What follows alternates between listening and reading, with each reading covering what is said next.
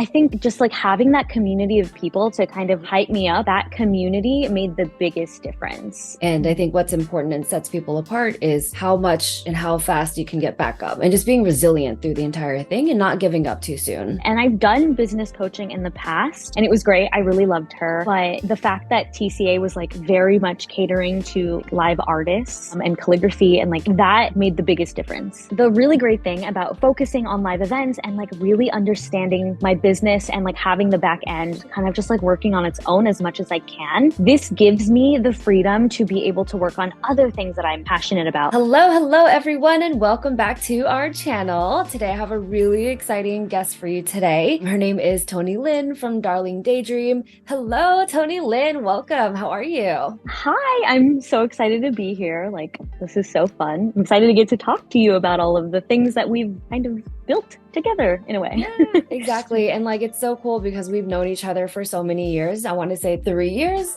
now, maybe even more than that. I think we met in like 2019, 2020. I forget which year, but I feel like we kind of started off at the same time because we were working at the same stores and stuff. Yeah. So it's super exciting to like bring you on here and like catch up with you and kind of figure out like how things are going with like the Craft Academy. I'd love to hear and share your story with our audience. I think Toneylyn's story is completely unique because prior to the Craft Academy, she had already been a pretty seasoned calligrapher. She had worked with, clients for live events and things like that. So her business did have to take a little bit of a pivot. And that's kind of where the Craft Academy came in, where we had to help her kind of push her business even farther than where she already was. And she was, again, doing already amazing. So we really have been able to take her business to a whole new level. It did take a little bit longer. So I'm excited to kind of share that story. I know there's a lot of seemingly overnight successes, but I think Toneylyn's story is a true example of, just being resilient and continuing to push the boundary in her business and never losing faith. And then of course, if you haven't already, please make sure you subscribe to our channel so you don't miss out on any of these fun and educational videos just like this. Again, this is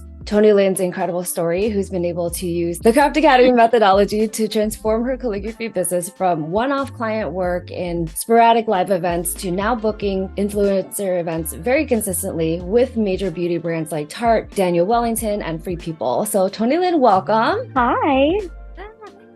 Tell us your quick and dirty CEO story. How did you get to where you are now as a calligrapher? So I used to be a performer on a cruise ship and I needed a hobby for my like little bit of off time that I had, and it needed to be something that could travel really easily, and calligraphy ended up being that thing. And then I just never looked back. Like I picked up a brush pen and I was like, I think I'm good at this. And then we're here. Oh my gosh, that's amazing. So you were already a performer on a stage and now you have the brush pen. So your stage is a little bit smaller, but you're still performing, which is amazing. And I love that story so much. What is your current specialty in calligraphy right now? So right now I specialize in live events. So engraving, calligraphy, foiling, all of those for live events, and specifically in the beauty and wellness industry. I'll do any other industry as well, but that's like really where like my focus is right now. It's like what I enjoy doing the most. Yeah, and I know that you love doing your nails and getting dressed up and stuff, so it like really fits in with your personality and kind of like your ethos, which is awesome. So tell me, just for the audience to know, what was the summary of your timeline with TCA? So I joined January 2022. So it's been like a bit, like it took some time. And at the beginning, it was a little bit difficult for me just because I was starting from a different place than a lot of the other members. Like my business was already like fairly set up. I had a website, like things like that. So the things that I was able to tweak were a lot smaller and things that took a lot more time to kick in and like to really work.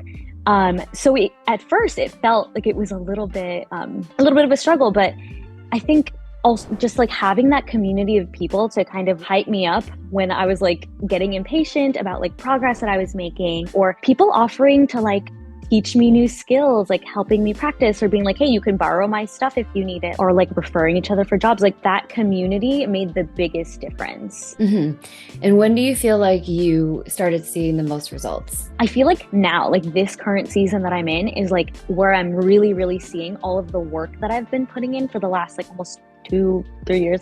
It's really paying off now, which is why I was like, it took so long and I really needed so much like moral support. And like the fact that I was able to get that through TCA with other people that like knew exactly how I was feeling and knew exactly how the industry that I wanted to work in is, like, I really do think it made the biggest difference. And like, it's one of the reasons I was able to push through and like get to where I was able to push everything now. Yeah. And I feel like most people don't really think about this when they are starting their own calligraphy business, because it can be very lonely, right? And as an entrepreneur, you have these ups and downs. We call it like the entrepreneurial roller coaster, where you have high highs and really low lows. And, you know, it's easy to keep going when you're up here, but when you're down low, it's really, really hard to like get back up and continue going. And you know, you and I both have been in like the lower periods. And I think what's important and sets people apart is how much and how fast you can get back up, and just being resilient through the entire thing and not giving up too soon. Yeah. And I must have done the first like few modules so many times, just like starting over from the beginning and being like, all right, let's keep going back. Let's go to the basics. Let's see what we can fix. So like, again, having that there, like that support there, it made it so much easier when my brain was spiraling. It was like, okay, here's the thing that I can rely on, and like, let's just do this. Mm-hmm. Oh my gosh. Yeah. Amazing.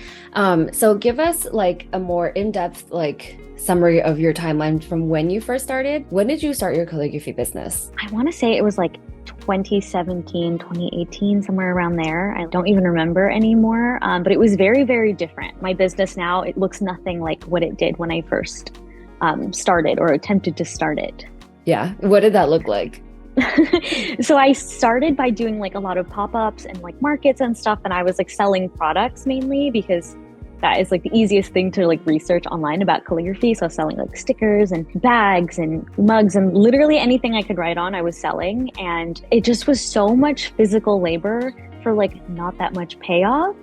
And it was a lot of me trying to justify why art costs however much it did, even though my price points were already like on the lower end. So it was like just a lot to deal with for like no payoff. Yeah. Oh my gosh. I remember that so vividly, of like going onto Etsy and comparing my prices and making sure I'm competitive with the market, and then realizing I was only making like $1 per item. And it was just like, oh my God, I put in for $1. Like, how is that sustainable? Like, right. And like at that time, like walking away from a market with like $200 of sales was a good day. And like, that means how many markets do I have to do in a month? Like it just was not sustainable. And I like, by the end, I was so sick of it. And like, I never even stayed at my booth. Like I would set up and then I'd go walk around and talk to the other vendors. And I'm like, yeah, I'm not even doing anything. Yeah. So it was more like a networking opportunity, which you probably could have done without paying to participate. For free. Yeah, exactly. Yeah. So what was your like average monthly income during that time? So at that time, it was about like 500, 600 on like a good month, which is like great when you're starting. But like, because that was one of my bigger focuses in my like career and work life, it just like wasn't enough. And it was very slow progress at the time. Yeah, I can see how that can be really frustrating over the long run. So what were your goals for the business back then? And like, what did you want your life to look like? Like, did it align with your vision at all? So at the time, it definitely did not. My initial goal of even starting the business was to like build a new like life for myself on land. That's weird to say, but if you've ever worked on a cruise ship or on any kind of ship, it's like your civilian life.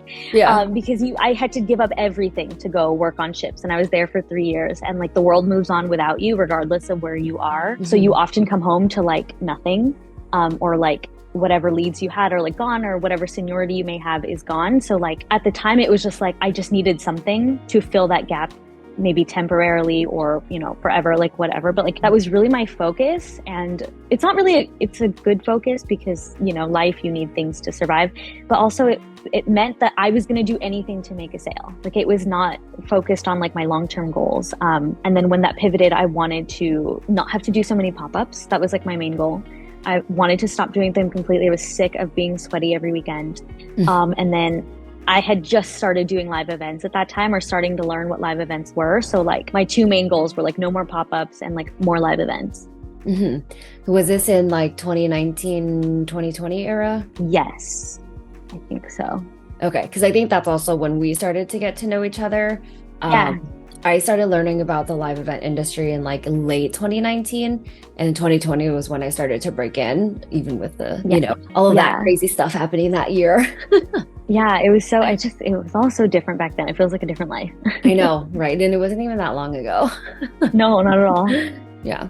Okay. So you went from being super sweaty every single weekend at pop-up markets. Now you're discovering live events, wearing all black chic, makeup, performing in front of people, which kind of matches along with kind of your old sea life. How did that period go for you? Once I got like a taste, like after my first event, I was hooked. I was like, oh my gosh, this is like a culmination of so many skills that I have that I've been like curating over the years and that I really enjoy. But at the time, like the industry itself was still pretty new and I like didn't know what to do. I didn't know how to do more of it. I didn't know like kind of where to go from there.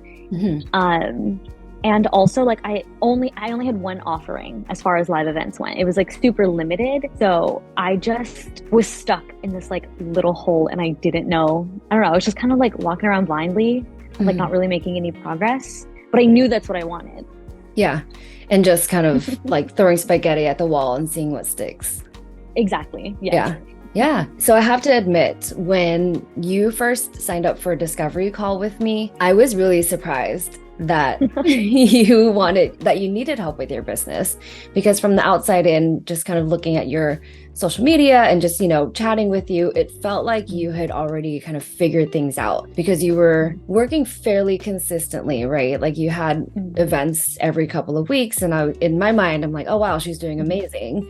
So tell me, what was the thing that sparked you to join TCA? Well, I'm glad everybody thought that I was doing super well because I definitely was not. I think that's like the performer side of me is like, you never let anybody see like the behind the scenes, like backstage is private. A big thing, again, it was like I was just doing, I knew that's what I wanted to do, but I didn't know how to get there and I didn't have the correct resources to make it happen in like an efficient and effective way. I saw the TCA and like your program and like just your coaching in general as like, it's just like a more direct approach to it. And I've done business coaching in the past and it was great. I really loved her, but the fact that TCA was like very much catering to like live artists and calligraphy, and like that made the biggest difference because I was like, okay, like you were at a place that I wanted to be, so I'm like, okay, great, like I can go learn from her.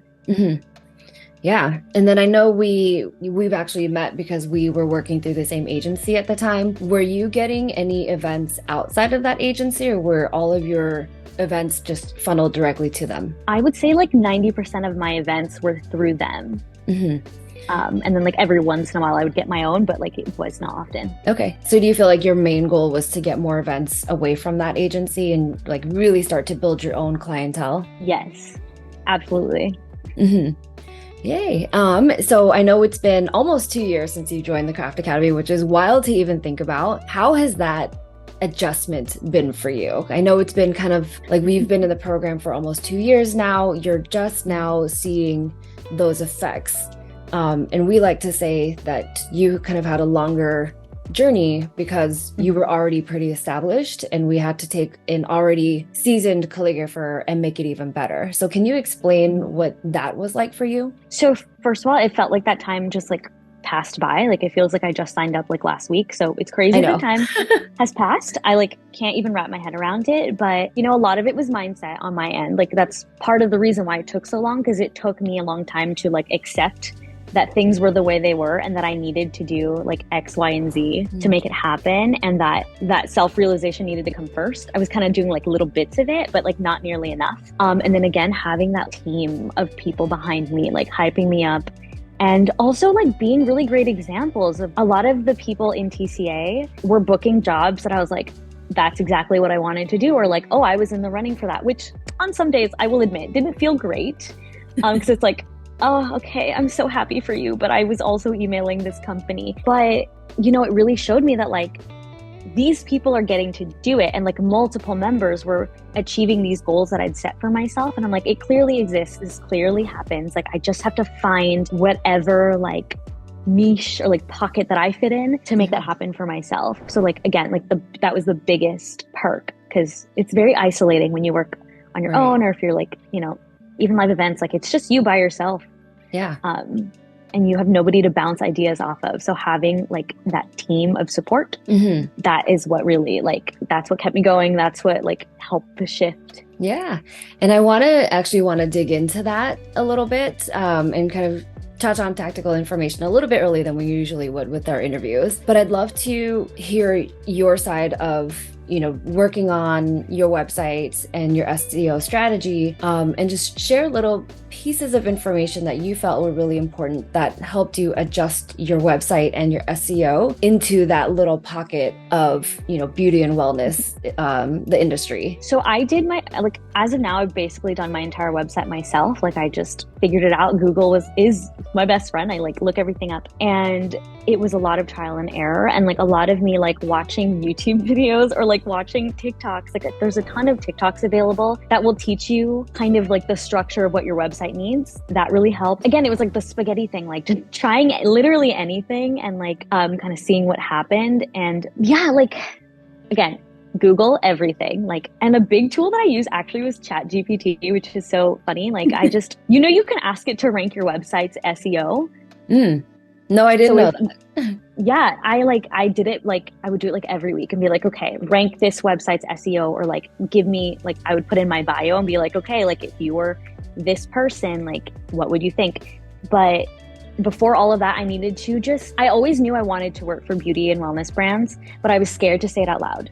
I was scared to put that out there, and I was scared to pigeonhole myself into something and alienate other clients.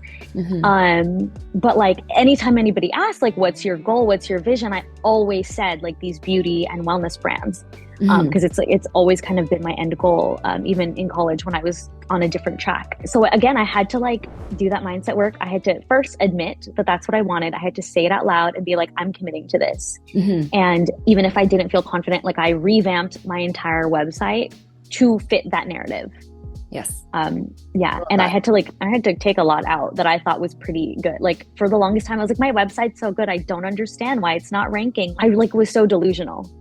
And it took me having to step back and be okay, let me read this as somebody else. Or I looked at a lot of other people's website, looked at anybody I looked up to, and I just read theirs, and I'm okay, this person is booking a lot, what here is the reason? And having to trial and error those little nitpicky things, which again takes time. You don't know if it works until months from now. So I just had to really want to do it. Yeah, I had to set aside the time. Okay with pigeonholing yourself, essentially saying no to those who are not your ideal client. Yes, and that's when the SEO thing really started to click. So that's really important to acknowledge, because with social media and, every time you see some kind of live event on social media, it's always in a department store or for a beauty brand and stuff. And, we were talking about this earlier, but, it's a great place to start off with when it comes to, department stores and stuff, but it's not super sustainable. And to a certain point, you don't feel as aligned with the engraving as you would if you're doing an influencer event for Tarte, for example, where you stand behind what they are actually representing. Yeah. So department stores were big as far as everybody doing them, and a lot of liquor brands, which aren't necessarily my favorite to do. Just in general, the bottles are tricky for me to hold. I got little hands.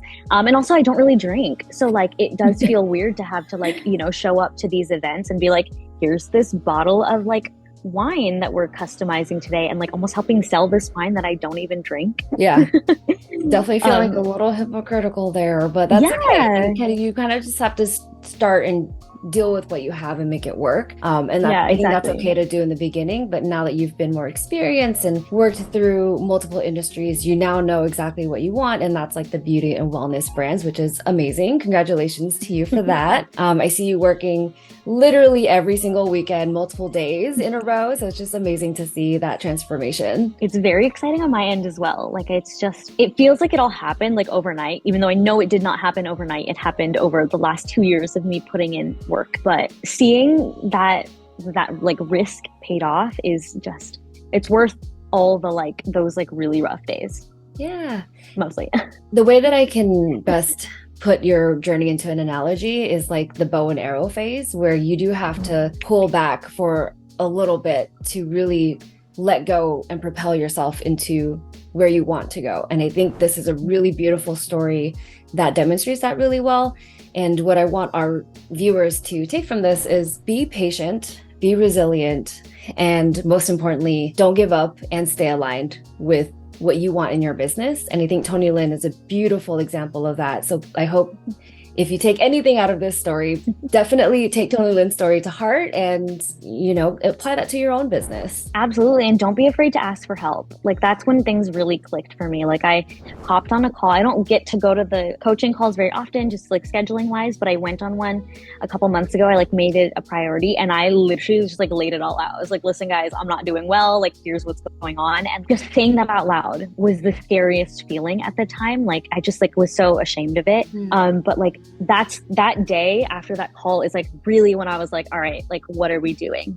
How do we fix this? And like getting a little bit of tough love from you, which is always great. You're always very nice and supportive, and I love that. But like that day you were like, okay, what about this? Like, you were like asking me like all these questions, and I was like, I'm scared to answer because I know that the answer is like, I know that that's why it's not working. So again, getting that like feedback and having everybody else cheering me on, and a few people messaged me after that call, like personally, and like kind of, it was a cute little moment. So yeah, don't be afraid to ask for help because we all need help. Yeah. And don't be afraid to be vulnerable. That's super important. I love that. Okay. So I know you have to run to class, so we're going to try to speed this up a little bit. Yeah. Okay. Okay, so let's fast forward to just like the closing. What was your income for 2022 when you joined the Craft Academy versus what it was in 2021 before you joined? So it started off, like I said earlier, like 500, 600, like on a good month. And from that year, it jumped up like 60% because I shifted my focus to live events, which is always great. And like, it fluctuates every month, but like seeing that big jump overall in that like number was crazy. And it only jumps higher every year. Yeah. Oh my gosh. I am super happy for you. Love hearing those numbers. Love hearing the 60% increase. So where is Darling Daydream headed now? What's next for you? I am still pursuing live events, but like now I'm like really, really just niching.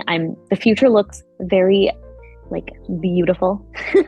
And like really focusing on these wellness and beauty brands, and just trusting my gut and my craft is where I'm going, wherever that takes me. And just like trusting the skills that I've built up and the reputation that I've built up. And yeah, just like enjoying it, because again, like on that call, I was like, I don't even know if I like this anymore because it was making me so miserable. Yeah. And so like all I see from the future now is like keeping that joy and just being patient and like continuing to be resilient. Yes, I love that. And then one thing we didn't really get to touch on and elaborate on during this interview was how you're actually diversifying your income because you're so multi-passionate. So do you want to give us like a quick little blurb about that? The really great thing about focusing on live events and like really understanding my business and like having the back end kind of just like working on its own as much as I can, this gives me the freedom to be able to work on other things that I'm passionate about. Like I love to dance, so I still teach dance. I still dance. Like I'm, in a recreational dance company right now. And like, I also teach bar, and like without me doing the work to make my like calligraphy business as steady as it is, like I wouldn't be able to do those other things. I wouldn't have the flexibility and the time and like, just like the mental space and like freedom to do that. Right? Yes. That's amazing. Yeah, that's super important. So we have a couple questions that we ask all of our members that come on here. What advice would you give to someone who's thinking about investing in themselves? I would say to just do it. There's like really no con to it because you get to choose where this takes you. If you join and you decide like further down the line that like, I don't really want to pursue this, at least it's an informed decision now. Learning the skills or like getting that information is never going to be like a waste of time or a waste of resources. Yeah, I love that. And then the last question that I ask everyone, what would you tell yourself in 2017? I forget. Yes, I think that's when we started. What would you tell yourself in 2017, knowing what you know now? I would say learn engraving right away, because I really held off. Yeah, learn calligraphy right away. And also like, don't be scared to say my goals and my aspirations out loud, and just ask for help sooner, because I could have done all of this years ago had I just been more open with myself and the world. Love that. Okay, so tell us, where can people find you? It's all kind of the same. So Darling Daydream on Instagram, just one word together. And then darlingdaydream.com is my website. And those are like the two main things to check out my work and kind of see what I'm up to. Yeah, and then Toneylynn also teaches calligraphy classes, which are super duper fun. So definitely feel free to check out her website to learn from her and connect with her. She's literally one of the sweetest people in the entire industry. So like, look at her. She's like got pink everywhere. So I love Toneylynn, love the transformation that she's had for 2 years now. Thank you so much, Toneylynn. I'm so happy you were able to come on here. Good luck with your class. And then I'm super excited to see what happens in the next couple of years, because this, again, it literally is just the beginning for you. Absolutely. And it definitely feels like it. It's like, this is a new chapter. Yay. Thank you so much, Toneylynn. Alrighty. I gotta go run and teach my class. Bye. Okay. Bye. See you soon.